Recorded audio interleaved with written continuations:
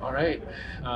Really excited to sit here for episode 16 of New York City Bike Culture. Yeah, we're going up there with Jonathan Tan. Jonathan Tan, yeah. We'll talk all about him. I'm excited for a variety of reasons. I think it's good to have a lot more younger people on the show again too. We've had maybe like two I would qualify for that, and we've had a lot of old farts who have a lot of experience and are called masters often for a reason. So that's good, and that's why we have them on the show. We appreciate that. But we also want to hear what kind of the younger end of the racing spectrum or riding spectrum has to say. I think Jonathan can present it a little bit. We're sitting at the Salka again. We're excited. There's a heat lamp above us, so that's why we can handle it. It's nice and warm, so we're ready to go. Jonathan's got his bike here. I see a Specialized Crux. Yeah. He has also too many bikes. Jonathan is really born in Brooklyn. I think raised in Chinatown, or grew up in Chinatown. Yeah, Can you tell us more? I don't think when you're born in New York, or like in any of the boroughs, you're really from New York. So I think born in New York and raised predominantly in Chinatown in the Lower East Side. So we will talk more about that, and how he got into bikes, which I would start with, and then he's been racing for a few years now. Yeah. You're 24 now? I'm 24. I just turned 24 on the first week of January. Yeah. So with people who are younger, I get to talk about age, so that's good. Yeah. Good thing is you can look it up anyway about USA Cycling. So we'll talk about that. We'll talk about some of the recent adventures. We'll talk about now having too many bikes and all that. Jonathan, tell us a little bit more about yourself. A little bit, again, you said you're a New Yorker. I think we can definitely say that. There's no question about that. But tell us a little bit more growing up in the city and how you got into bikes in the first place. And at what point? Yeah. So like growing up in the city, I went to I went to public school, so born and raised, grew up in that system, and I actually found bikes going into my senior year of high school. So I was turning 18 at that time. Bikes were it was very hard to get into bikes actually, because coming from like an Asian household, like a lot of times, like also first generation immigrant household, a lot of them were like, why are you wasting your time getting into bikes? Why are you doing this and that? Like, you should be studying, you should kind of do this and have different type of aspirations. Like, there's a lot of pressure to go in and use your time for something that would build you up to make more money later on. Yeah. So me and my mom actually got into a very big fight about it. She was like, if you get a bike, you gotta leave my house. And I'm like, okay. And I still got the bike. My first bike was. Did you have to leave the house? Sort of. I eventually ended up leaving and living with my aunt, who's over here in the Lower East Side. So brought me into Manhattan, closer to where I spent all my time, and also much closer to Central Park and like 9W for sure. But basically, my first bike was a MSC Custom. So I've heard of that brand / manufacturer, which I think doesn't exist anymore. Is that right? They don't exist. It's a New York-based, or was a New York-based company, kind of very small scale, right? Very, very small scale. So it was a company started by like a bunch of guys, like Chinatown locals, who grew up and like raised in that neighborhood. Now, like, they don't do bikes anymore, just because the way the bike industry was changing, and like overhead and like production and dealing with all that was extremely difficult, especially when New York's riding is so seasonal. Yeah. Just having that inventory over the winter just didn't make sense, and it was just very hard to like keep a business like that going. Like, especially with an actual retail location, right? Yeah, with an actual retail location. Those guys now, I actually ended up working for them for a little bit, awesome. and like they're like very good friends of mine, and like they taught me a lot beyond just bikes, is like, and going into kind of like being an adult. I lost my father when I was going into high school, so I didn't have like a father figure or like kind of anyone to look up to that I could relate to, and those guys they're very crucial in kind of my upbringing as a young adult and now an early professional, young professional. Sorry. Whatever you want to call it. But yeah. So real quick, we want to focus on you, but are they still in the business then, or they're doing something in the bike industry still? No, or they kind of moved away completely. No, they've completely pivoted. They went from bikes and now they do ice cream. Okay. Yeah. Business-minded guys. Yeah, they're very entrepreneurial. They're always it's always like it's like, hey, let's get this bread, you know, like Yeah. let's do something, let's like. There's no time to waste. Like it's always like Okay. they're always doing something. They're always super productive. They transitioned into ice cream. Some of you guys may know them. They're milk and cream cereal bar. Oh yeah. Yeah. Okay. So they're still the same like retail location. Okay. Just a completely different business now, and like they've grown tremendously. It's called Milk Bar for sure, right? No, milk and cream cereal Okay, bar. maybe it's a different one. Yeah. Milk bar is like, yeah. There's a lot of confusion in there, but milk and cream is like they Milk and take cream. the cereal and then they blend it into the ice cream, and Ooh, okay. yeah, Alright. it's great. Definitely check it out. They do Yeah. a lot of cool like collaborations with Okay. with cartoons that you might have grown up with. Okay. And it's a great place. Yeah. The guys there are awesome. They've taught me a lot. Put on the professionally. show notes. I was just coming across the MSC stood for Mott Street Cycles. Cycles, right? So I think I just came across them the other day for some reason. I was like, "What's the story behind that brand?" And Yeah. Probably researching you. And so tell us a little bit more. You mentioned kind of the upbringing, first generation immigrants, Yeah. Chinese, right? Chinese. Chinese background, and the priorities. I think, like you said, the values that came with that, they were sort of clashing with graduating high school and like getting into something that I'm assuming was considered a luxury item, which is a bicycle. Or like a distraction from, like you just said, and you're talking about friends that did you say are like-minded, kind of helped you grow up, who are like driving, have that entrepreneurial mindset, so that entrepreneurial mindset was really with you kind of a lot of the time, right? I'm Yeah. assuming. And yet you kind of rebelled against it a little bit, against the kind of straightforward path with the bicycle. Did it feel like a rebellion, or was it more like you like that, and then even though my mom is telling me not to, I still want to go with that? I think it was very, very rebellious of me to do so, because it was like growing up. It was like, if you want something, the answer is going to be no. But if you want it, you can buy it with your own money. Okay. So a lot of times it's like kind of penny pinching on like kind of small things, and like if I ever got allowance, it'd be like, I'm saving this and then like Sure. gonna buy something with it. So the bike was like a complete no from my mom. She was not okay with having it. And Yeah. I actually worked an internship the summer before Okay. my senior year of high school, and that gave me just enough money to buy a bike. Yeah. So we're talking a fixed gear bike, probably. Fixed gear bike. Like, so we're Sing- talking like a few sing- hundreds. Yeah, it was a few $100. It was $450. I remember it was so funny because I spent like 2 or 3 months like the thing about MSC is like you could pick out all the colors you wanted, and then you can make it super Highly custom. customized. Yeah. Yeah, and it's like, and I was like, damn, I really want to make sure I pick the right colors and like make sure like this is like, it feels like me, something that like, it's like, hey, this is a John Tan bike, you know? Yeah. And I spent so much time like toiling over the right combination and figuring it out.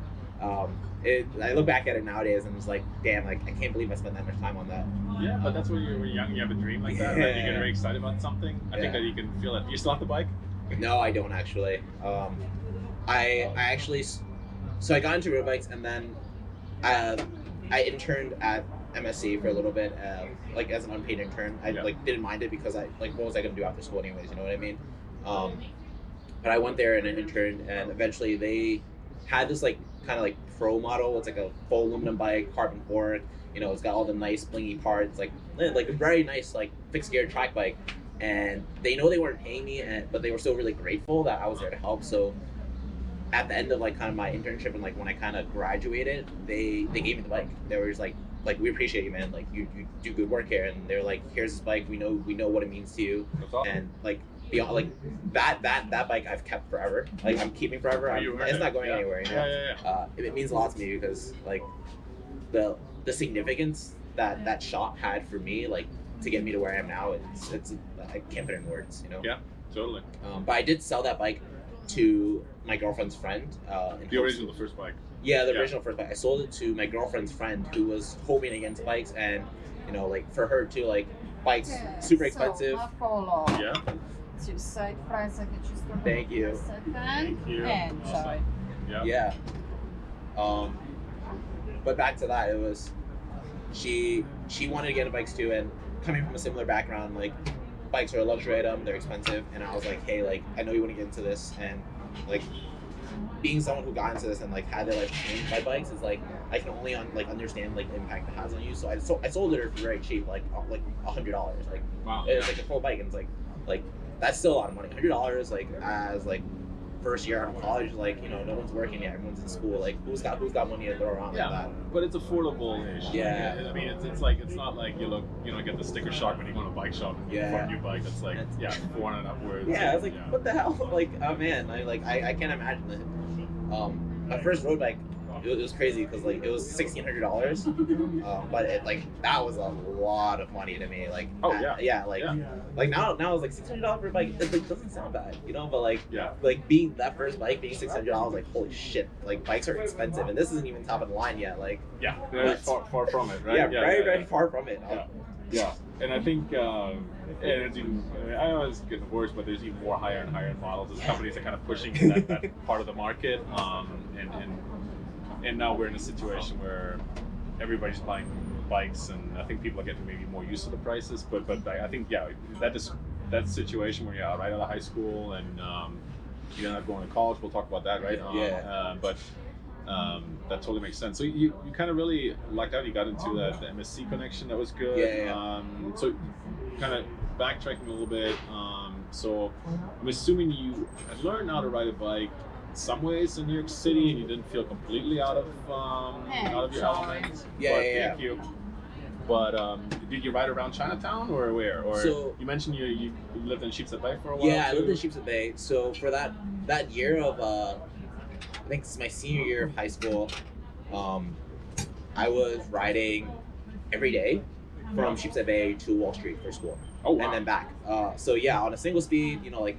This was just to go to school. Just to go to school, because the thing was, to put in perspective, it's like 12 miles. Yeah, 12 miles each way. Yeah. It wasn't bad. I would be on the Brooklyn Bridge every morning, as the sun was coming up. Take, like you mentioned, Bedford Avenue. Through Prospect Park. No Prospect Park. So I would go up Bedford. I lived 5 blocks from Bedford, so it was super easy to get there. And then it was a highway up. You would take Bedford to Empire Boulevard, and there's this huge hill that goes from Empire Boulevard to Eastern Parkway, and I remember that being so challenging, but also so rewarding to come down when I was coming back from home, coming back from school and to home.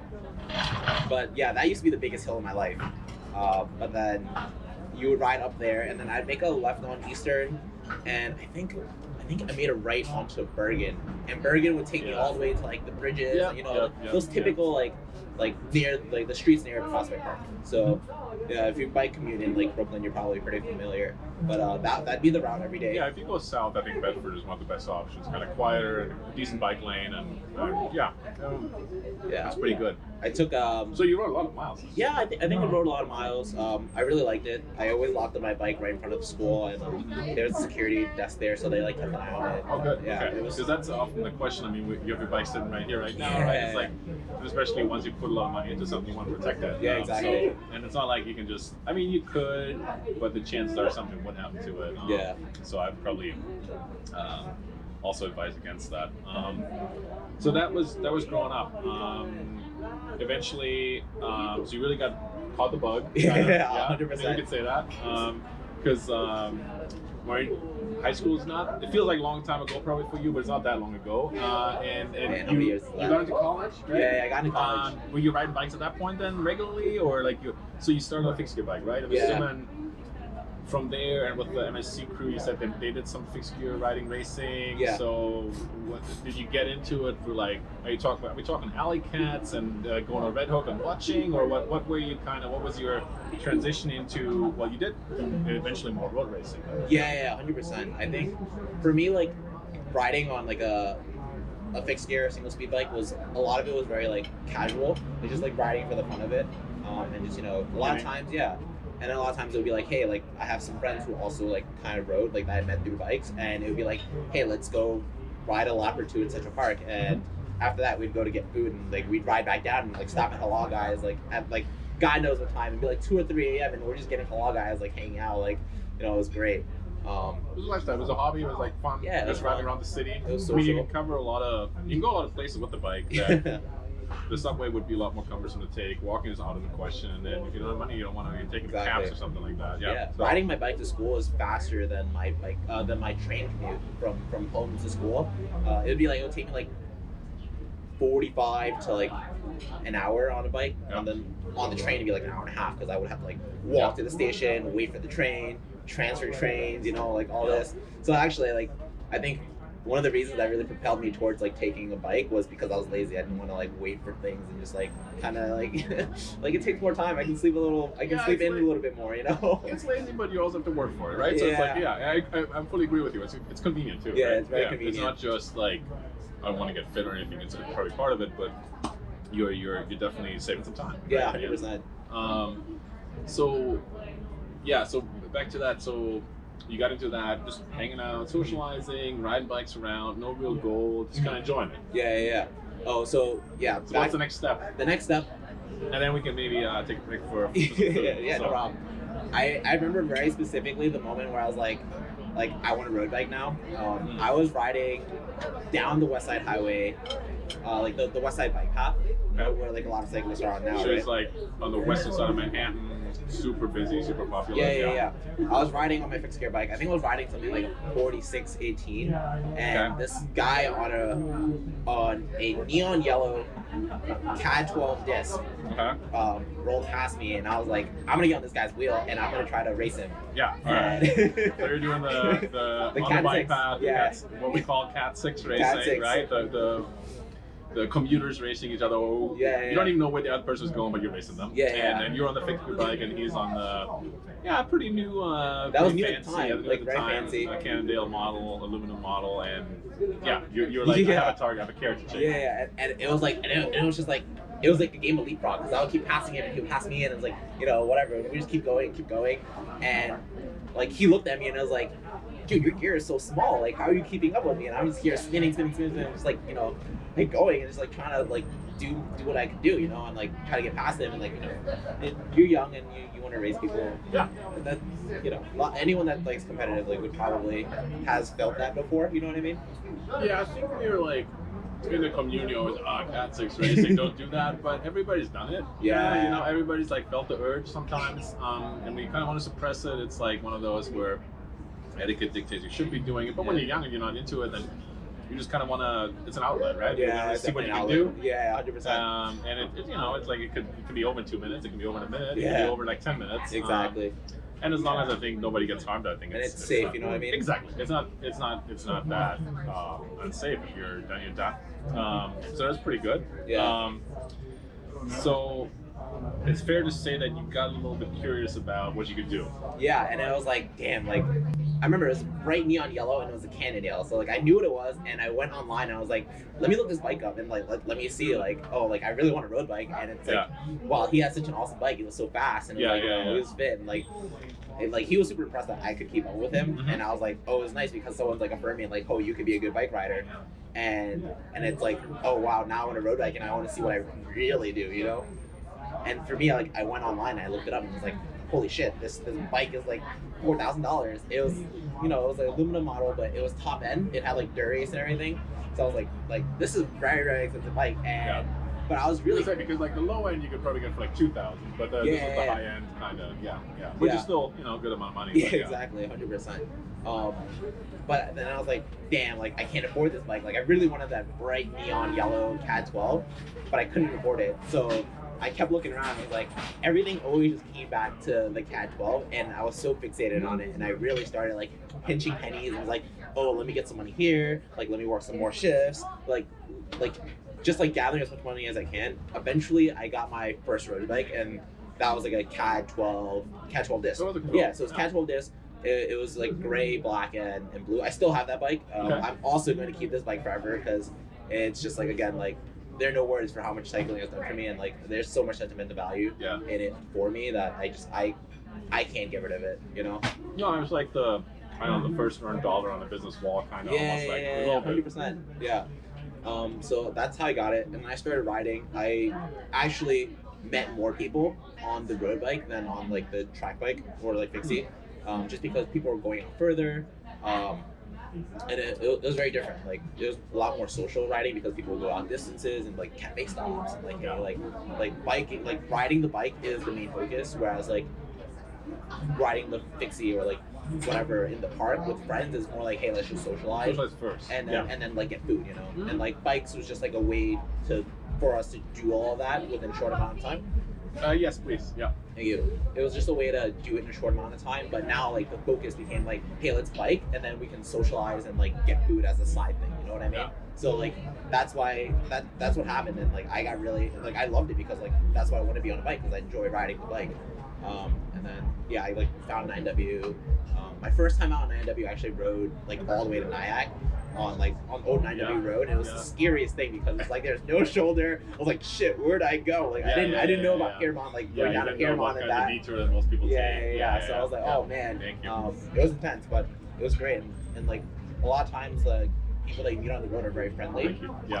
Beyond just like the racers and people like that like you would know from the racing community. It's just like people are friendly, they're willing to help, and it's great. And I really fell in love with it. Like the idea of also like going to places that I wouldn't normally go to, being like accessible now because I had this bike. Like who the hell would go to Nyack? You know what I mean? Like me and my girlfriend went up there for a trip just was like, hey, let's just go up there, like hike the bridge and like get donuts there, like hang out and see what it is.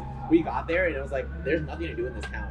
Like the only reason people go, only reason people go to this town is because there's donuts and it's like a good enough distance from the city. From the cycling community, I think that's community. why everybody knows like Piermont and Nyack. Yeah, exactly. They are just the right amount distance.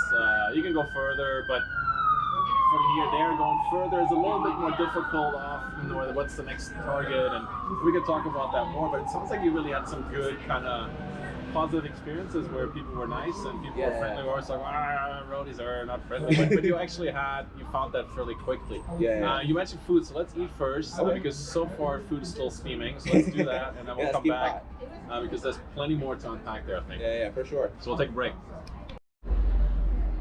Okay, so let's talk a little bit more about, like you mentioned, like very quickly for you, like okay, with Cat 6 racing, I got on a Cat 12, and then you get more into bikes. And here you are now talking going out to Nyack, which is like, depending on where you start, 50, 60 mile rides and meeting people. How natural, you make it sound very natural. Was that natural, or did you just kind of, did you find a group where you're like, okay, you bought a bike or you had your fixed gear bike and you're like, well, what's my next step here? Did you strategize or just kind of run into one person the next, or did it all just kind of connect? How did that happen? I think a lot of it was very like organic connections. It's like you could either meet someone out on the road, or like one of the things about like nowadays, like there's social media, and one of the ways you connect with other people is like, you know, you just talk to them like, oh, like you're into bikes too, I'm into bikes too, you want to meet up and go for a ride. You know, in a different day and age, that'd be like you're just gonna meet up with some stranger and go ride bikes. It's like that doesn't make any sense, but like nowadays it's like that's super normal. It's one of the things I love about cycling community because it's like you don't need to know someone and you can still ride bikes with them and like still share that experience with them. And it's a very fulfilling experience, I think. So did you run into a lot of younger folks, or did you talk to everybody, or how was that? You're just like, because it's like, oh, you're young, I'm young, we're gonna talk. No, it's like, but people were generally friendly, like at the usual rest stops, or whether we're talking like strictly the market, Piermont, Bunbury's, or somewhere in Nyack. I think people were definitely a lot older. I was thinking, did not see a lot of people that were my age out there. There were some like others that I met through like kind of fixed gear that slowly started transitioning into road bikes, and then that's when like, you know, like, hey, I've done this before, like you've never ridden a road bike, let's go on a ride here, like let me show you this place, let me like it's like Aladdin and like a whole new world. It's like it was great. That's an old school reference. It's an old hey that was my childhood. All right, you know, that's how far back I go. But then it's great because I was able to like show people this different world and like show them this experience that I had. And now like most of them are lots more like way faster than me now. It's crazy. So But the fixed gear racing or riding is always been kind of a pipeline into road racing. You know, not everybody does, but some people develop an interest in that. For sure. Because fixed gear is, as we've talked about, cheaper. Right? It's definitely cheaper. And it's social first, oftentimes, and then.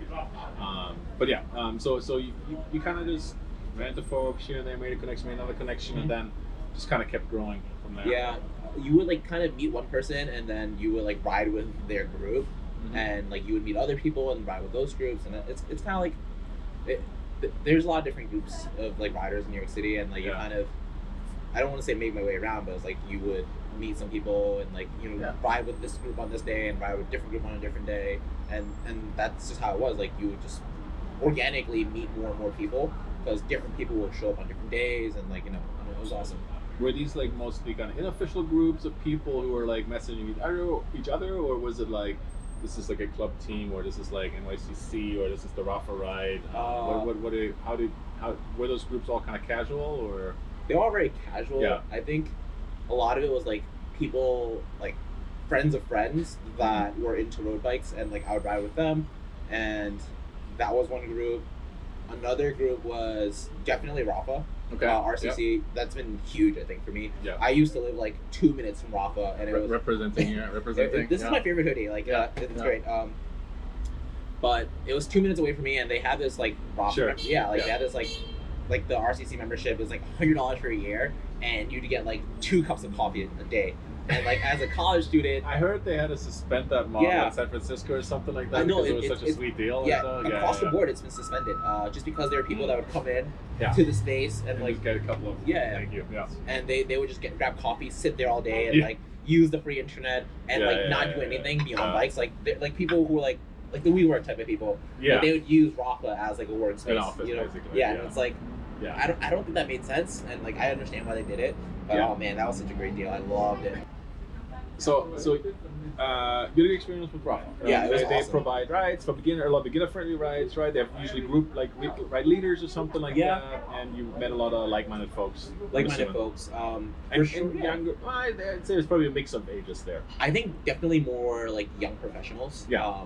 People that are kind of like have moved into the city. Sorry, that was a mouse. There's extreme New York experience. A tiny little mouse. Oh man. Yeah. At least it looks cute.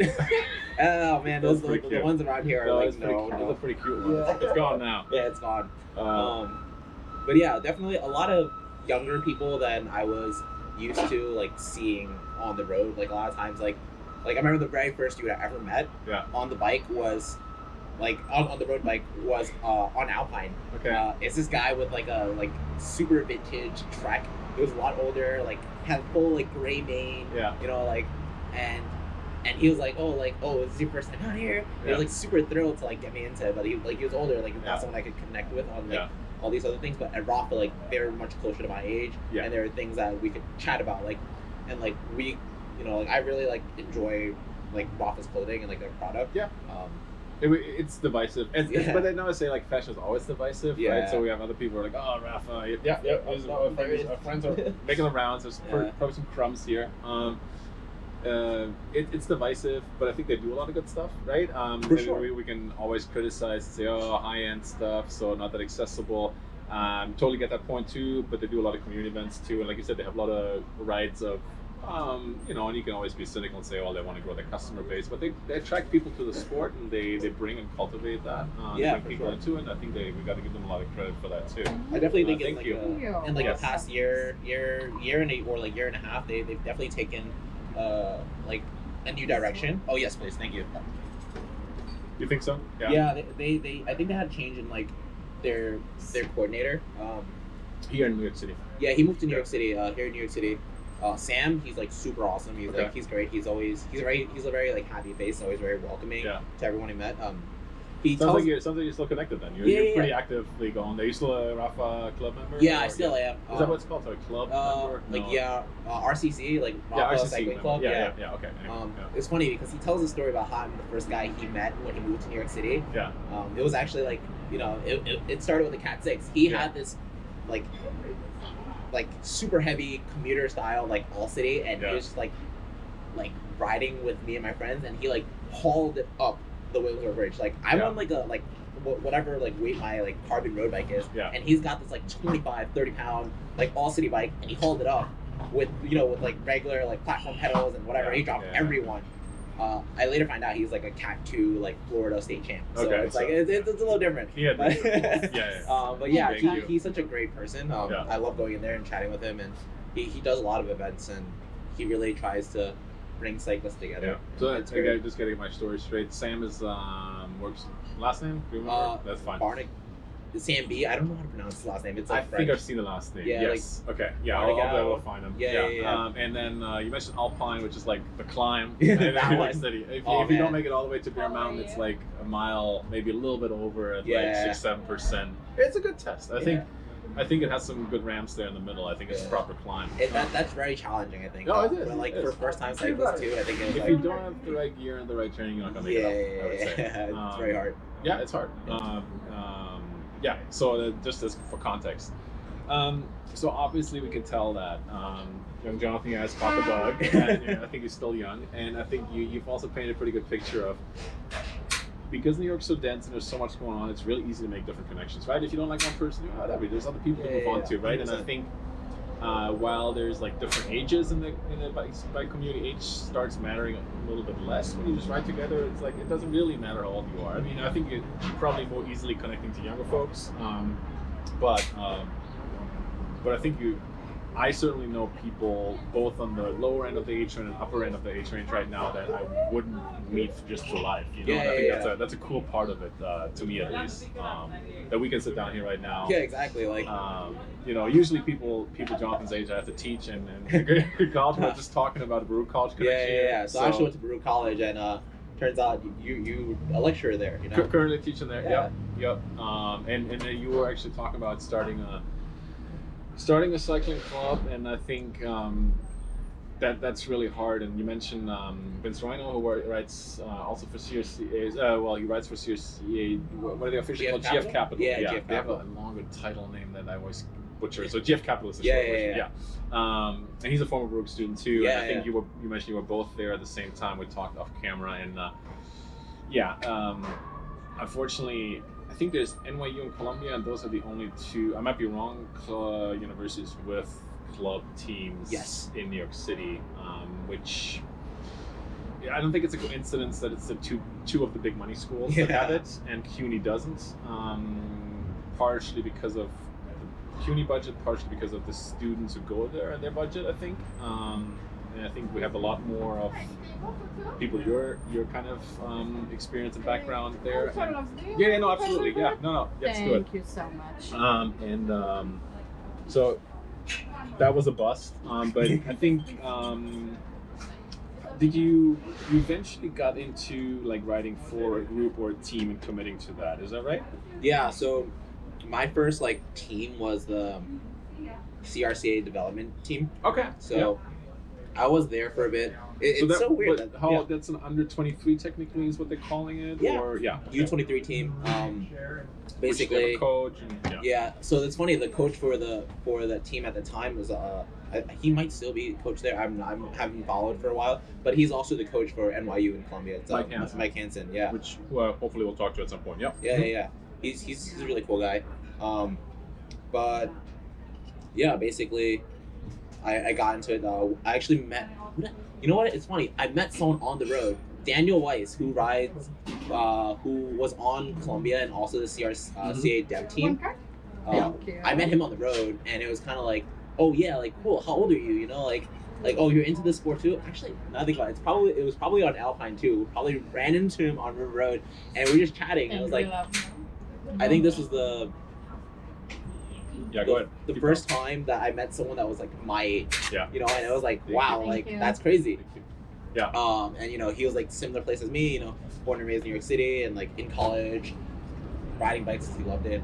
And he was like, yeah, I'm on this development team. If you're interested, let me know. I'll give you the contact information, and you can kind of get involved. And I was like, that really catalyzed me going into road racing. I think it was that was awesome. That's it. So you're already in college at this point. Yes. And you had been riding a road bike for a little bit already, like a year or something like that, or less. Probably half a year. And that was the first time you met somebody your age, where you're where we had a conversation, I should say, with somebody that was riding a road bike your age. Yeah. So that was the first time also you were aware of any kind of options for people, younger folks, to have a team or some sort of program that was specifically developed for younger people. Yeah, for sure. I definitely think so. In terms of for road racing, For me, getting into road racing sounded it was a task because didn't know like where to even start. I didn't even know where to go. Right. Like for track, it was a little different because like you go to the track and you just race there, and then you'll like naturally meet people there as well. So when you start track riding, that was with the fixie bike already. Yeah, I think so. I think it was like 2016. Like my timelines are so messed up. I don't even remember anymore. But basically, I was racing track with people I met when I was working at MSC. So Simon Song, this is a guy who came in. Yeah, he came in and did a photo shoot for the shop, and he was like, "Oh yeah, I'm here for a photo shoot, but yo, like right after this, I'm riding all the way to Floyd Bennett Field, which is the bottom of Flatbush, to go race the bike." And that was actually the first time I got super interested in racing. Yeah. Because like, holy shit, this guy he rode here all the way from like Bay Ridge to Chinatown, which is like whatever, like 12 miles, and he's gonna ride all the way to the end of Brooklyn to go race his bike. And it's like in my head, it was like, I don't like at the time, like I didn't understand intensity, but like I understood volume. It was like that's a lot of fucking shit to do in one day, and like you're tired from riding your bike for this photo shoot too. Like, dude, like that's awesome. And he was just like, yeah, man, like he was like, I was like, man, like I love your bike, and like it's so crazy that you race. I was like, yeah, it's awesome. Like you should give racing a shot too. And it's like. And I was like, wait, are you sure? Like, I'm not strong or anything. I was like, yeah, it doesn't matter. You should just race the race because it's fun to do. Like, and who knows, maybe you'll get super strong later. And that's definitely the first time I felt like encouraged to race. And from there, he kind of brought me with him to Caseta Velodrome. Yeah. And like that was like my first like introduction to any sort of racing. Which is a long way too. You rode there? Yeah, we rode there. Yeah, wow. I swear. Queens. Yeah. Like I hate the ride over. It's terrible. I would ride track a lot more if it was closer. It's out there. I have to shamefully admit that I've never been out there because it is out there, and you really need to make it a point of going there or want to go there, right? Yeah, you make a day out of it. That's the thing. If you're riding, I think so. Depending on where you are, 20 miles plus, right? Yeah, exactly. And then back. And with no brakes, you know what? Fixies are cool and everything, but like, oh man, having no races, it's a different type of thing. In New York City, I think, over that kind of distance where you're trying to commute and not just chill and hang out. I think you're trying to get somewhere at a certain point in time. That's hard. So track, you tried out the track. Yeah. You met a lot of people there. I'm assuming because sure. I get the impression, and again, I need to talk more to people who are really in it right now actively, but it's a pretty tight community because it's smaller. Mm-hmm. And kind of everybody talks to each other because you have to because the feel like the group is maybe 10, 20 riders, a little bit bigger sometimes, right? I'm definitely not as in touch with that community as I am with like people like the road counterparts. Yeah. But yeah, I feel that's a very tight-knit community. It's always a very social thing. Yeah. It's kind of like if it's like a cross race, but like at a track, like everyone's socializing like in between events. Mm-hmm. Everyone's just chilling. It's all funny games. It's like those like 3 minutes of real racing. Sometimes literally just 3 minutes. Like it was fun. It was cool, but I don't think it clicked with me that much because it's like I would race for like 3 minutes and then I would just chill. Not that it was bad, but it's just like I prefer like something longer. Like the road format is rode 20 plus miles out there. Exactly. Yeah, you would probably want to do more than race for 3 minutes and then wait a bunch of time. I mean, it was great though. I still like got to socialize with people. Yeah. And I think on one of my trips back, I met this two guys like Eli Goldman, and then Josue Nunez, and they were both like in CRCA, and they encouraged me to like sign up for it. And it was like that was the first time I ever like. That was also one of my intros to CRCA and kind of road racing. I remember that first year we came here for number pickup and at the Selka, and it was like, for me it was like, this is surreal. There's just, like I was in there and there were so many people. Like I did not know there were so many people like that raced. I definitely think it was a little intimidating, but sure. Yeah. The guy that actually like kind of checked me in was Matt from Selka. Yeah. And when he like asked my name, I was like, oh, John Tan. Like, are you related to Mike Tan? I'm like, wait, there's other Asian cyclists. I was like, wait, who's this guy? I need to meet him. And eventually I did meet Mike Tan, but it was like, it was great to know that there were like other Asians in the community. I think all these things you just mentioned, right, where the road cycling scene is. If you go to the right routes and you go on NW, you see a lot of people riding, but are they racing or are they just riding is a different question, right? And because it's always in New York City, either on a Tuesday night at Floyd Bennett Field at 7 or something like that, where you're like completely hidden away, or in the park at 6 a.m., it's not very visible, right? The racing that's happening, and then yeah, you feel a little disconnected from it. And I think you're right. I mean, knowing that there's other Asian cyclists, knowing there's other people with similar backgrounds or younger cyclists, right? You don't know any of that until you come here, and I think I totally get that feeling of coming into a room and then, even though this is like a restaurant atmosphere, it's a little more casual maybe, but there's all these people and you don't know, and it's a little overwhelming maybe of a process. But exciting, but probably also like first day of school kind of for sure thing where you're like, I want to make connections, but I'm also a little nervous about this. I'm excited but nervous, and it's intimidating and all that. I would imagine at least. But I mean, do you like it? Dude, do I like it? Hey man, like I love it. Like I love cycling community.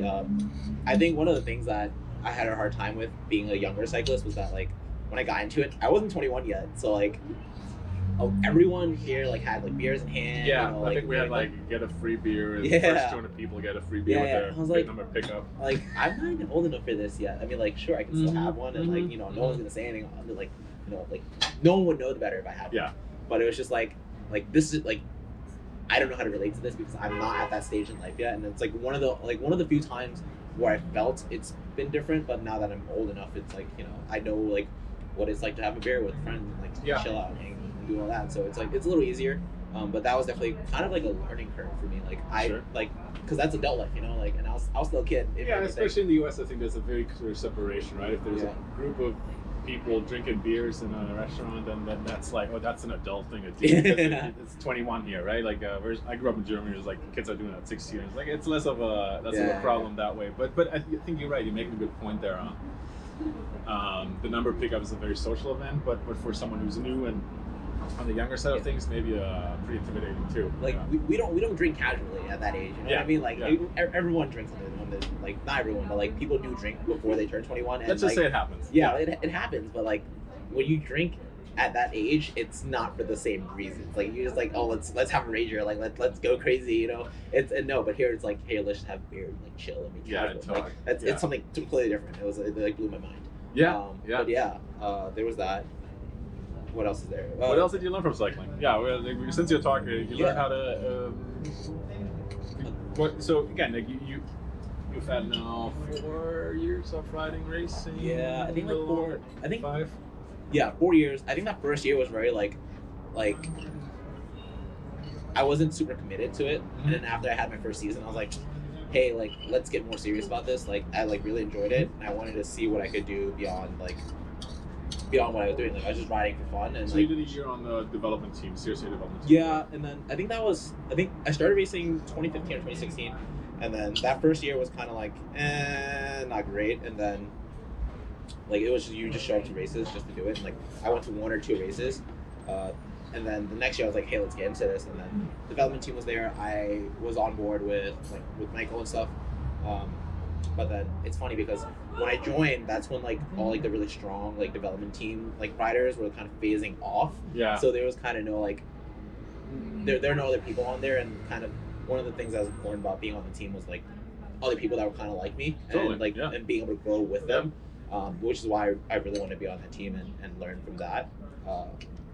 But sadly, like there weren't that too many people that were kind of in my shoes, so a lot of times I was just riding alone, but just like wearing the jersey. Because it's like the way it happens. Sometimes you have like certain cohorts, and there are a few people who get together, but then they all get older, and then they go other places, or they graduate, or whatever happens in life, and maybe there for 2 or 3 years there's not that many. And exactly. I think that's what happened there probably, which is a bummer. But you moved on to another team, and you got into racing a little bit more. And I got into RBNY. I think it was just like a cold, like, because one of the races I did the most was Rockley. Okay. I love Rockley. It's such an awesome course. It's a lot of fun. It's challenging. And that was one of the rare races where I had like a development team teammate, Noah Altman. I haven't mentioned Rockley so often here, but it's in Rockley. Rockley, New York. Rockley. Right? Isn't it? I think it's New Jersey technically. Oh man, yeah. I don't. Oh yeah. It's behind State Line. Right. Yeah. It's very close. People get really excited about the differences, but let's just say it. It's a long 9W. It's a long 9W. It's a long 9W.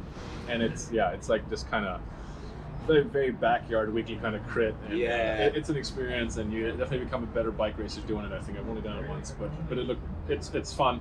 I'm much closer to Floyd Bennett, so that's my jam. But So you did that a lot, and I know that they used to have a pretty strong presence there, right? So Huge. RBNY. RBNY had a huge presence there. I think when I first I was showing up every week. I was consistent and going out there on a Thursday night. I would come out and do this race with my teammate Noah, who's really strong. It was a 4-5 field, and he was a 4. I was a 5, and I was learning my shit. But he's a really good sprinter, and he could seal the deal. And that's fun, yeah. And I think the one time that they noticed me, and then started kind of seeing me more often was in either my first or second race there. They had in the finishing straight, there was this huge they were all on the right side of the road, and I was in the back. But then I shot up so fast on the left side and passed the entire group, and tried to get Noah on my wheel to break away on the final lap. That they just didn't know what to do, because I took that turn at so much speed and just passed everyone. That I had a sizable gap, probably 10 seconds. And the point was to get Noah on my wheel and drag him to the line, because I was there's no way I'm gonna have enough legs to do this full lap by myself. Yeah. But ever since that, RBNY never let an opening in the finishing straight on the they've never left an opening on the left side since then, because it was just holy shit, where'd this kid come from? No one's seen me all race, and it was he's just up the road, how'd that happen? And it was they were talking about it to me at one point after I joined the team. They were just looking at each other what the fuck just happened, and it's did you stick it? No. Did he 100% Noah stick it? No, he didn't. No, okay. I think I took it at so much speed that he didn't have enough time to react and calm my wheel. And it's just it's racing, you're learning. That's 100%. Yeah. You have to go through 100 races to get better, right? Yeah, exactly. More. Definitely went really, really hard. I remember cracking halfway through the lap and was oh man, they just passed me. I was I'm just gonna slow roll to the finish. Yeah. We try different things. Yeah. You have to try different things. I think that's exactly right.